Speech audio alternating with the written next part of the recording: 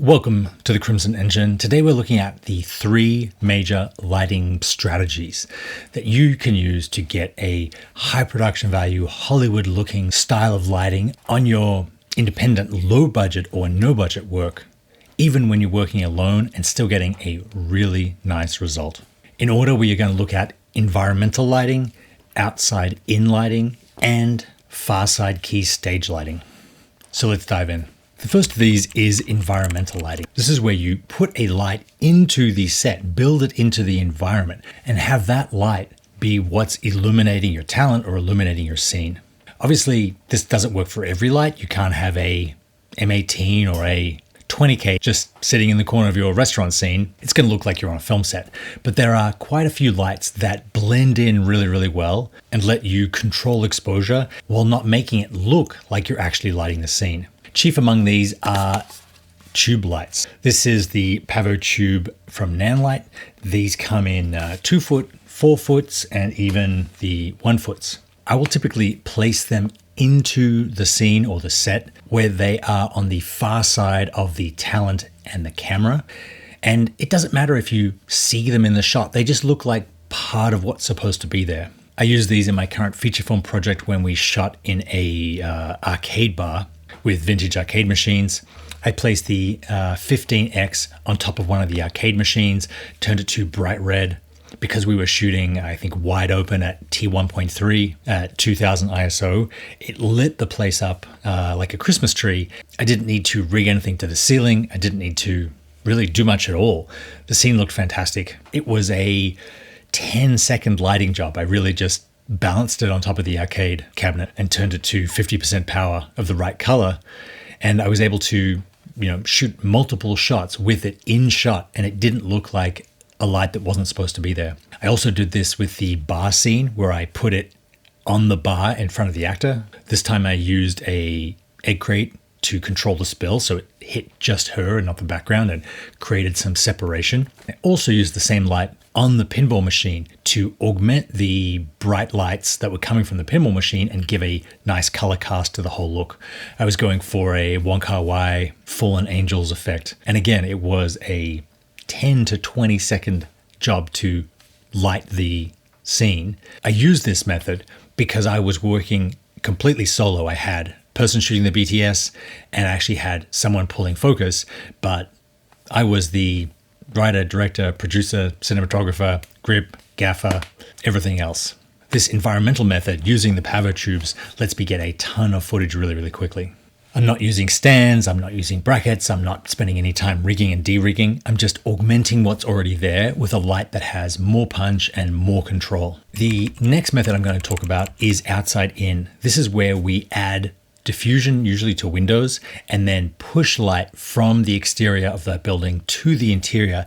And we use the existing windows as though they were our sources, our lights. This means you don't have to have any stands inside the room where you're shooting. They don't have to rig any power cables where they're going to get in the actor's way. And by using diffusion, in this case, Quarter-Grid Magic Cloth, just plastered over the outside of the window, and curtains on the inside to control spill and use them almost like they were the barn doors of the light to control where the light hits, I can get quite a lot of control on my subject from the other side of the room. I use this on this next scene between a patient and their therapist. I use the Nanlite Forza 720. This light will only go up to a certain level if powered by V-mount batteries. So I used another external battery, the Jupio Power Box, to get it up to a much higher level. And then I used, like I said, the grid cloth and then a CTB in front of the light on a separate C-stand, because placing gels right on the light can sometimes melt the gel. Using older lights, this can be kind of difficult and you need an assistant so that you can look at the camera monitor and call out to them to turn the power up or down until you get the right level. But with the Nanlite Forza, as with all the Nanlites, you can use their app and sit in front of your camera and then sort of dial it in to taste using Bluetooth, even when the light source is quite far away, in this case like 25 feet. Because I was shooting at night for day, I didn't have any problem with the existing level of the sun coming in and out of behind clouds or changing power while I was shooting.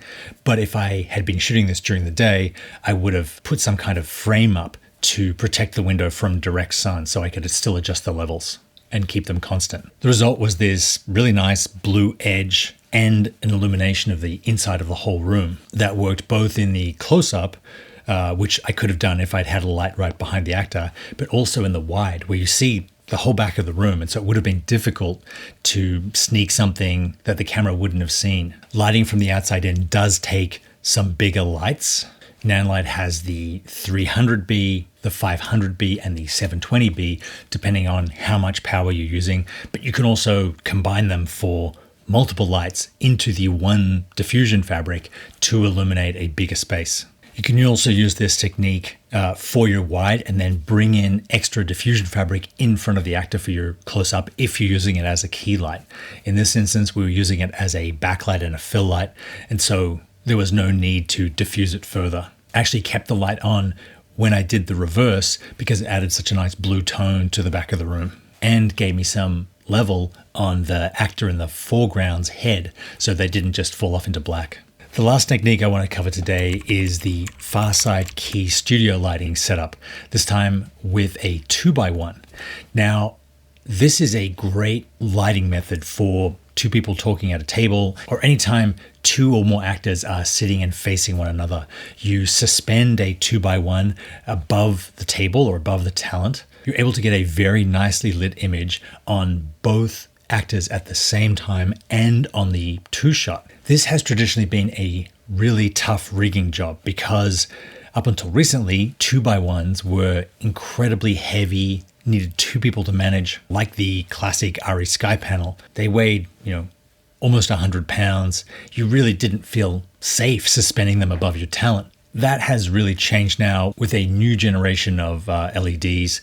I use the Nanlite PavoSlim 120B for this job. It is a very small, very compact, very light 2x1 fixture that you can boom over your talent pretty easily with no danger to them. The actual head itself weighs just a couple of pounds. It comes with a pop-out softbox and a grid for controlling spill. It's really easy to get it on the far side of the camera to give that nice far side key. If you're not shooting both at once, or you're shooting a one camera setup like I did, you just swing it closer to the talent that you're shooting to get an even nicer, more dynamic image. I really like getting these lights as close as possible to talent. You get a much more dynamic, contrasty, softer fall off image that looks much more cinematic than if you have them far away. The PavoSlims are so small you can even duct tape them or Velcro them to the ceiling. They have heaps of output. I'm actually using one now. I use it for my YouTube videos. It's on only 1%. If I turn it up to even 10%, everything blows out. The ballast is quite large compared to the size of the fixture, but you can run the ballast over to the light stand itself and use it as weight to keep the light stand on the ground in addition to a sandbag. And of course, you can power all of these by V-mount batteries pretty easily.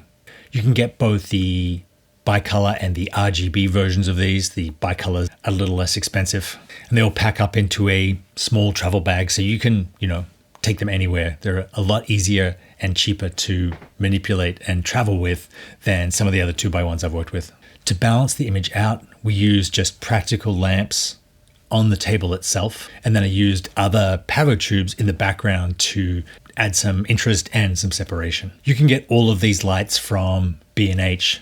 If you're in the East Coast, like I am, you can pretty much get them free delivery next day. The links are in the description. B&H also has a store credit card that if you sign up for and use, you save the tax. So depending on which state you're in, you can save 10 or 20% off the price of the light. Thank you to Nanlite and to B&H. They're both sponsors of this video. All of the footage from this video is from my new project. You can find out more about it and how I'm creating it at Feature Film Studio.